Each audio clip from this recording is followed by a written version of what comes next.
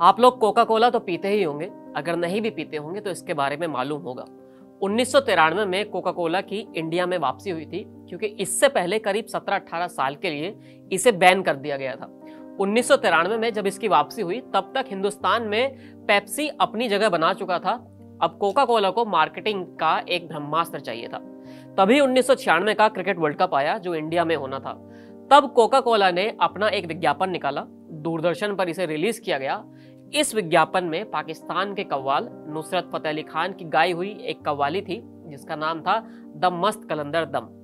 ये एड इतना कमाल का था और इतना कमाल का बना कि इसकी चर्चा हर ओर होने लगी थी और इसने कोका कोला को फिर से खड़ा होने का मौका दिया था। अब आप सोचेंगे कि ये कहानी अचानक कैसे याद आ गई। ये अचानक नहीं हुआ है। दरअसल नुसरत फतेह अली खान को सुनने वाले आपको लाखों मिलेंगे। उनकी कव्वाली और वीडियोस हमेशा वायरल होते हैं, ट्रेंड में बने रहते हैं और नुसरत के चाहने वालों के लिए इसी बीच एक अच्छी और सुखद खबर आई है। दरअसल नुसरत की एक 30 साल पहले रिकॉर्ड की गई एल्बम रिलीज की जा रही है जो इस साल के आखिर तक दुनिया के सामने होगी। इस एल्बम का आना भी एक कमाल ही है। इसकी पूरी कहानी आपको सुनाते और समझाते हैं। दरअसल ब्रिटिश सिंगर पीटर गैब्रियल की कंपनी के लिए नुसरत ने करीब 30 साल पहले एक एल्बम रिकॉर्ड की थी, लेकिन वो कभी रिलीज नहीं हो पाई थी। वो इसलिए क्योंकि एल्बम रिकॉर्ड के बाद कहीं खो गई थी, जो मिली उसमें खराबी आई थी। अब 2021 में पीटर गैब्रियल की कंपनी ने अपना ऑफिस शिफ्ट किया। शिफ्टिंग के दौरान हर एल्बम को परखा गया और फिर वो पुरानी एल्बम भी मिल गई जिसे नुसरत ने रिकॉर्ड किया था। पिछले 2-3 साल से इसे रिकवर करने का काम चल रहा था, जो अब जाकर पूरा हुआ है। एल्बम का नाम चेन ऑफ लाइट है। रियल वर्ल्ड रिकॉर्ड्स यानी जो कंपनी इस एल्बम को ला रही है उसका कहना है कि इसमें 8 गाने होंगे, जिसमें से 4 तो सूफी कवाली हैं और एक गाना ऐसा भी है जो किसी ने आज तक सुना नहीं है। इसी के बाद से लोगों को इस एल्बम का इंतजार है। ये तो आने वाली एल्बम की बात हुई, लेकिन आप एक पुराना किस्सा भी सुनिए जो नुसरत से ही जुड़ा है। 80 के दशक में जब नुसरत का हल्ला था उस वक्त उनकी डिमांड वेस्ट में भी होने लगी थी, क्योंकि अमेरिका हो या यूरोप, हर जगह पाकिस्तान और हिंदुस्तान के लोगों की संख्या काफी ज्यादा है, या ऐसे लोग जो हिंदी पंजाबी समझ पाते हैं। ऐसे में नुसरत हो या फिर कोई और कव्वाल या फिर सिंगर, हर किसी की डिमांड वहां पर होती है और इसी कड़ी में नुसरत भी वहां पहुंचे। लाइव शो से लेकर एल्बम तक आगे बढ़ती रही।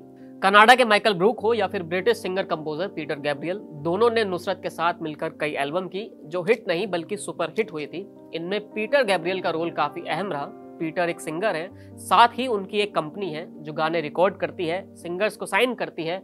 फिल्म हो या फिर लाइव शो, हर जगह ये कंपनी काम करती है जिसका नाम रियल वर्ल्ड रिकॉर्ड है। उसका जलवा हमेशा बना रहता है।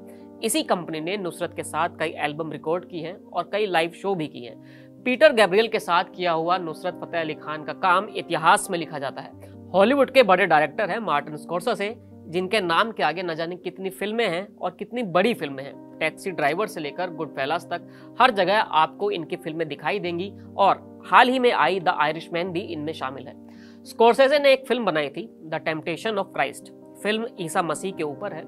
फिल्म में एक सीन है जहां ईसा मसीह के किरदार को सजा दी जा रही है। दर्द और दुख से भरे इस सीन को जब थिएटर में दिखाया गया तो दुनिया रो रही थी, लेकिन इस सीन के पीछे एक दुखी आलाप चल रहा था। ऐसा संगीत जो आपको उसमें डुबो दे, ये आलाप भी नुसरत का गाया हुआ था।